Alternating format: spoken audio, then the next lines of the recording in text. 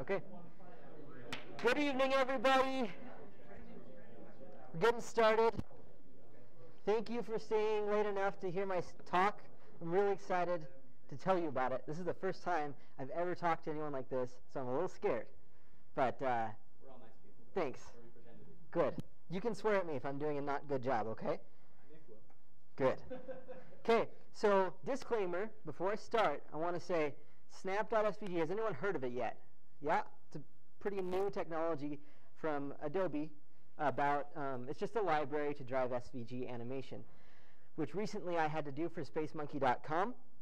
I work at SpaceMonkey, which is a company in Midvale. We make devices for home cloud storage to allow you to emulate something like Dropbox, but have the storage still in your home, and it gives you a terabyte of storage. So our cells are space and speed, etc. So I'm on the front-end web team. I'm actually just front and back end, and it was my job recently to implement the new design of the website, which we wanted to have some illustrative animations to describe how it works, because it's not a company that you can say in one sentence what we do, which always gets me frustrated. But on the website, we wanted to be able to say, this is what we do, and this is how it works in just a few steps, and felt like animation was probably the best way to do that. And we'll get into that in just a moment. I haven't even said the disclaimer yet, which is I used Snap.svg just enough to get this job done. So please ask questions. I may not be able to answer any of them, but we'll see. I had to do some hours of debugging to make sure that things were working well. Okay, and here's a shameless self-promotion. I recently wrote a book. If you've ever heard of Docker, which I'm sure many of you have, and the new excitement there, and you don't like working with virtual machines because you work on a Mac, this book should help you out, and it's free. You can get it on leanpub.com, or I'll give the link afterward with the presentation. And it's just a very short book, or a long tutorial, however you want to say it, about easy working with virtual machines, and it should get you up and running with Docker if you're interested in that. Okay? Okay, so let's just go really quickly to the Snap.svg website so we can see what it is. SVG is pretty compliant across browsers, back to Internet Explorer 9, and on all other major browsers except for, I think, Opera Mobile, which may be implementing it now. But most of them support SVG. Opera Mobile did pre-rendering though, so. Oh, okay. Good. Why? Okay, so SVG work on Canvas? SVG, they're entirely separate technologies. Each of them have their pros and cons. SVG, at this point, I think, has better browser support than Canvas does. I'm not totally sure about that, though. And SVG has native animation capabilities, too, just like Canvas does. The thing is, they can be a mess to work with. So Snap.svg is a superset written in JavaScript that Adobe made to make animating in SVG just a little bit friendlier. And you can see they've got some nice little samples on their website. Woo! And these are actually drawn and driven within the browser. So this library is capable of many things which I did not use, but I'll show you what I used it for right now when we go to the SpaceMonkey website. Ding. So you come to the home page, and each of these steps, I use Snap.svg to animate when you scroll into the window. Ding. The trick is, none of these are actually vector animations. Yeah, do you have a question back there? What thing does use Snap versus like Parallax? Great question. I used many libraries when I was trying to figure out which one to use, and I finally settled on one, which was Snap. I also tried to decide between Canvas and between SVG, which I'll address in just a moment, some of the benefits. Actually, I won't address Canvas. I'll do that right now. The reason I chose SVG over Canvas was plain ease of understanding for me as the developer, and I saw better performance when it came to animation in SVG than I did in Canvas at the time. And I chose Snap because it was new and shiny, and I love new and shiny things, which it kind of bit me because it's also new and shiny and undocumented. And that's how often things are too. So initially we wanted to use vectors. A lot of these drawings that you see are actually done in vector. This laptop is vector, except for the desktop screenshots, of course. But I opted not to go for vector in the actual animation due to the heaviness of animating those things. It's a little faster to push around pixels than it is layers and layers of complex vector graphics. So what we did is exported each one of these illustrations to image files and then used SVG as a canvas to draw on top of. So what I wanted is I wanted behavior like an animated GIF. I wanted a canvas to draw on which would keep a consistent aspect ratio, because we were trying to do a responsive website, which can be a pain in the neck. But initially I had tried to set up a canvas area that with math I tried to make sure that it was consistently scaled and all my animations came in from the sides off screen. And I said, I'm wasting way too much time and gaining way too many ulcers from this, so I'm just going to go back to a model of something that's like an image. But if you're doing just plain CSS animation, animating top and left or transforms, you take a lot of handwork to make sure that you keep a consistent aspect ratio, keep your objects in the right place on the page. So I said, well, I'm just animating images, which I could do with CSS and JavaScript, but instead I'll stick them on an SVG canvas which already has a local coordinate system set up, like you addressed, like Josh addressed in the Canvas talk. The local coordinate system stops at the top left and ends at the bottom right, and it scales according in the page, maintaining the aspect ratio, which makes animation super easy. So I chose to go that route and to load in images onto the Canvas page. We also thought about animated GIFs like this here, but the reasons we chose not to do that are probably obvious. Playback control, I couldn't say to the animated GIF very easily, when you come into the page, now playback, and give the user a good experience. And also the visual quality. It's just a pain to compress it to a point where we don't look like this fuzzy little dog tapping on his keyboard. So compared with an animated GIF, SVG has all of the benefits that an animated GIF has. It acts as a cohesive unit. It's high quality. It's easy to drive. And it's got great browser support. But under the downsides is also browser support. Even though all the browsers implement it, all of the new, you might say current browsers have SVG implemented, they aren't all consistent in their implementation either.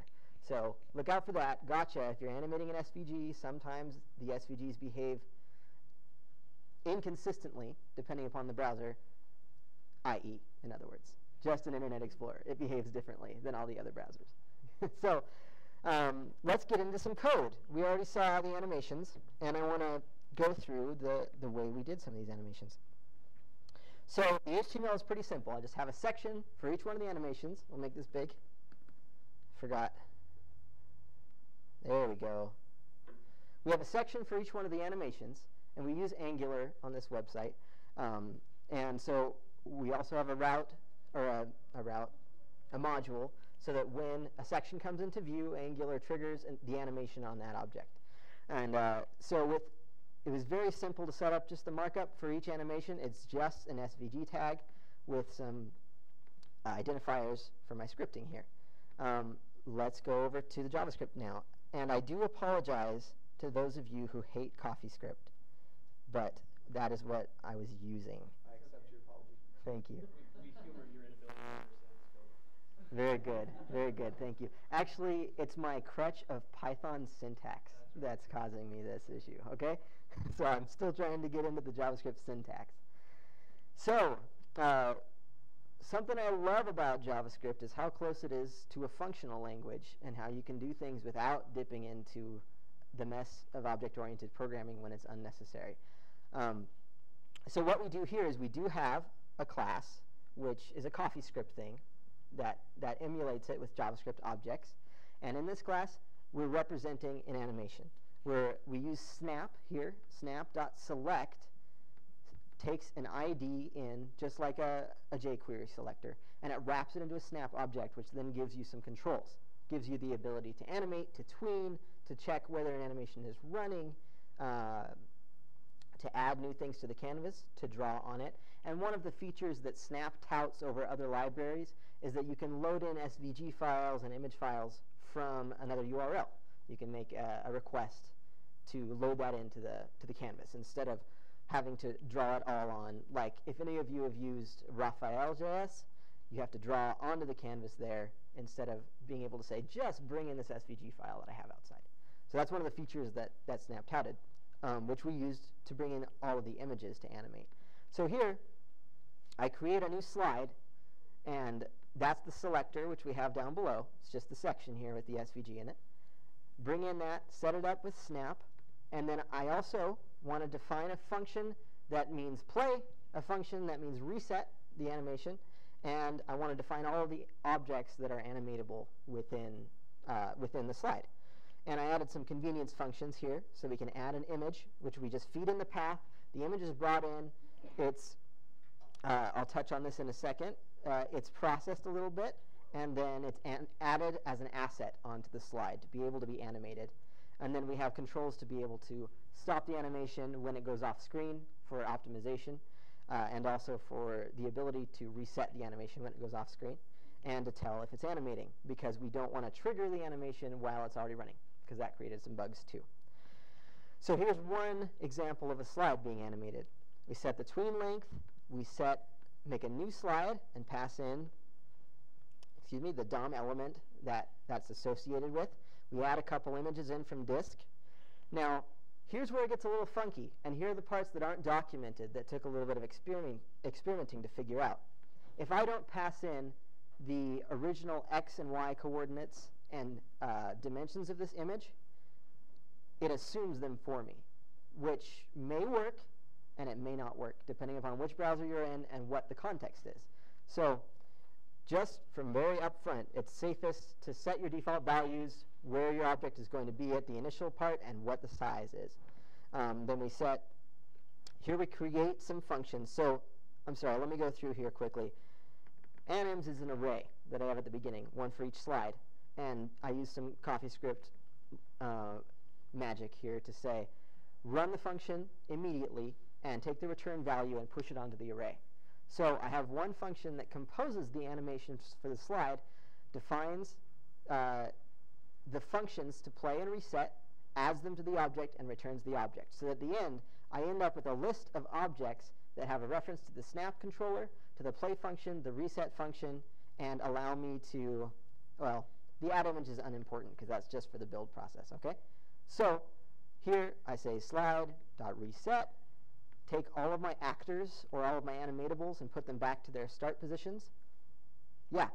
Sorry, I have a quick question. What does CY and CX stand for? CY and CX stand for the center of the canvas here, because here's some more of the quirks of this library too.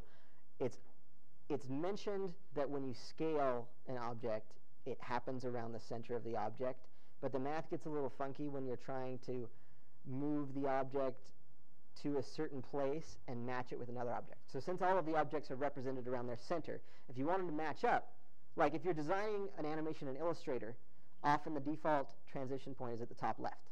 So you'll take measurements, and then you go to Animating SVG in Snap.svg, and you say, give me these two objects, this image of a file and the image of the laptop, and I want them to be in the same place.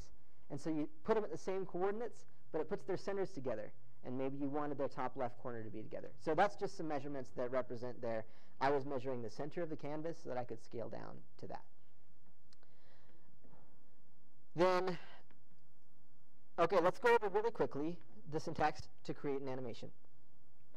And that is right here.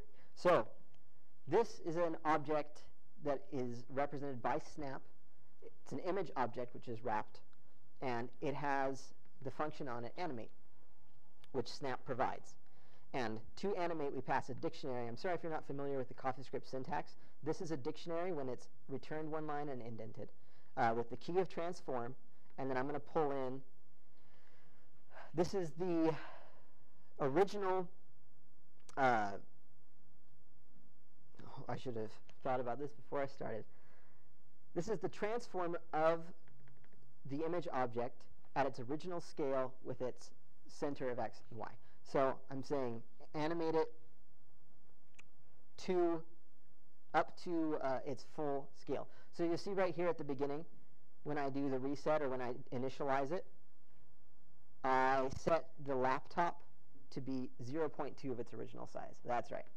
So when it initializes, I say laptop, take your local matrix and scale yourself down to 20% of your original size around your center coordinates. That's what that's for. And then when I do the animate, I say over your tween, scale up to your original size, 100% of your original size around your center of X and Y. Do it with this tween length, which I've set up at the top to be consistent throughout the whole slide. And Snap includes some tweening libraries which make just tweens nice. You can make them bouncy or you can make them smooth, and you don't have to do the math all by yourself. Another thing that I want to touch on quickly is that Snap uses some nice matrix math in the background, which you have access to if you want it. So you can get the transformation matrix, which is just in 2 dimensions. It's not a 3-dimensional library. You can access the transformation matrix for the object, and you can do matrix math on that if you want to. If not, which I often don't want to, you have access to this little transformation string, which is not documented. But if you dig into the examples, you can see some of them used. Here we're taking the image of Lauren and we're animating it. We're telling it to go to 0, 0 on the canvas, transform it to 0, 0, and we're scaling it to 40% of its original size. This is just a nice compact string that has t, the 2 coordinates, s, the coordinate, and then you can also add in rotation after that too. And then that's just cruft that I forgot to prune out. Okay, so that's the gist of the animation. It's that easy.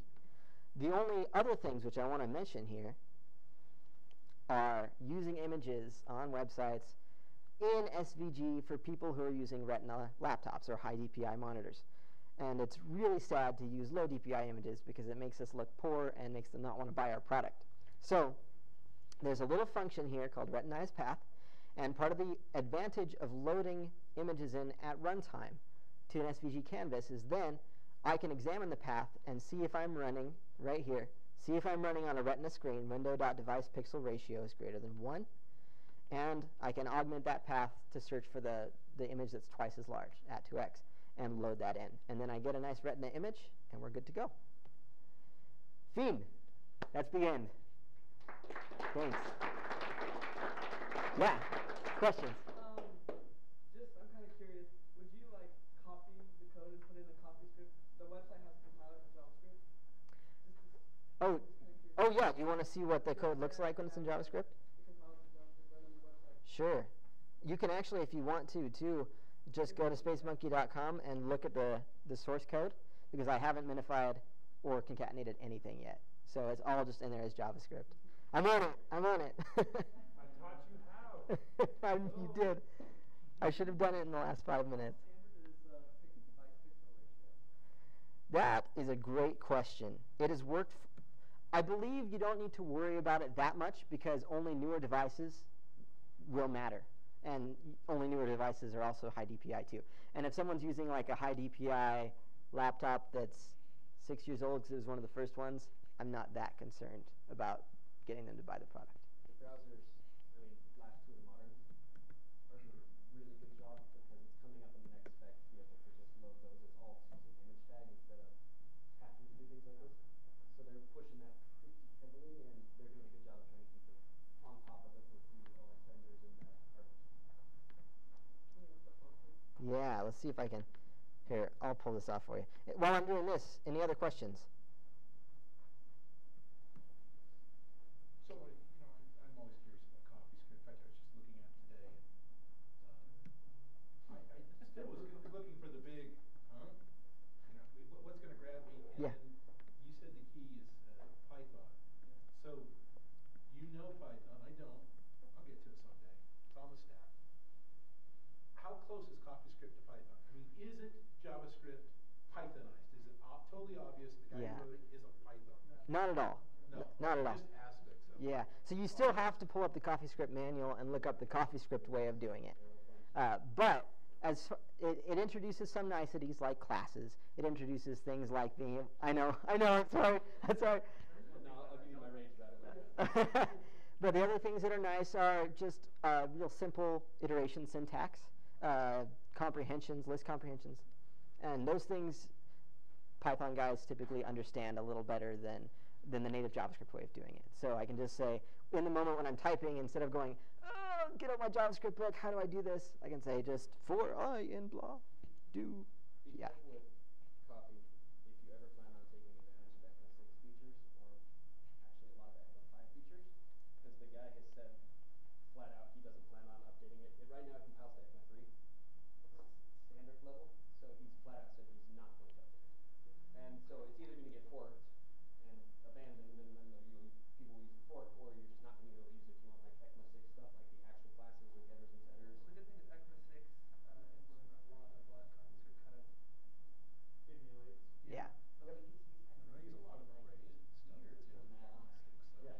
I definitely recommend staying with the JavaScript syntax. I definitely recommend using the JavaScript native syntax, but as a transitionary tool for those who are used to a language with Python or Ruby-like syntax, it's a good soft way to start to understand how JavaScript, excuse me, I said the J word, how JavaScript works. Yeah. Before they used to bind to this object, and more recently I saw that they're now applying to this object just itself. And after it was setting the variable self or bringing a variable into this object causes some like memory problems. Is that true or false?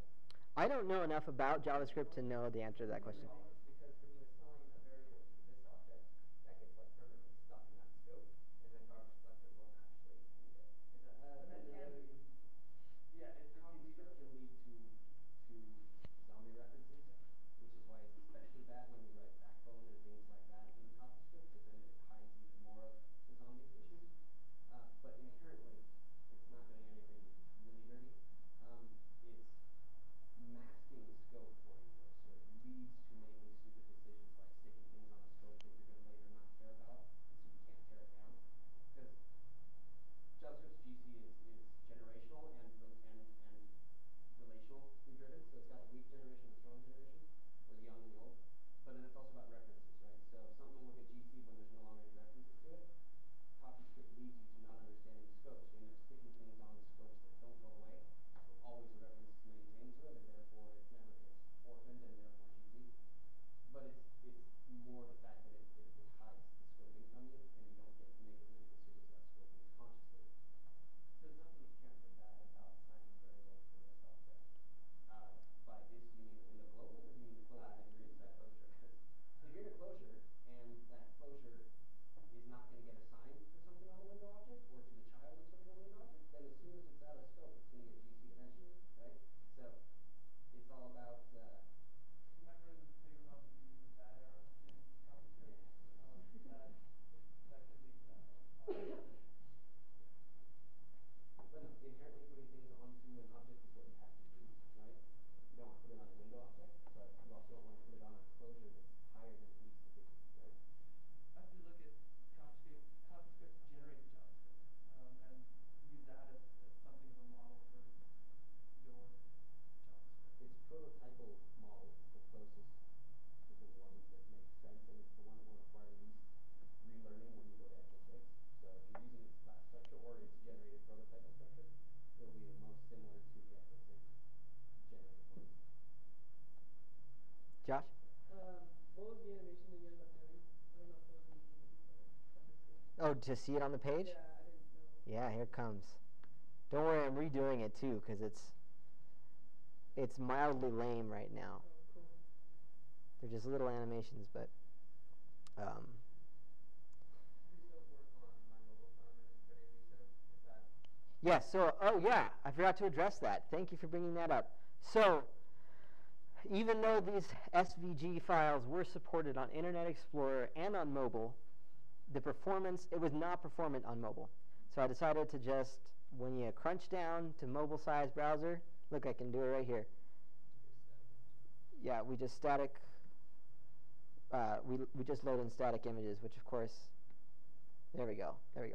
Just load in some static images which illustrate a similar concept but have less bling.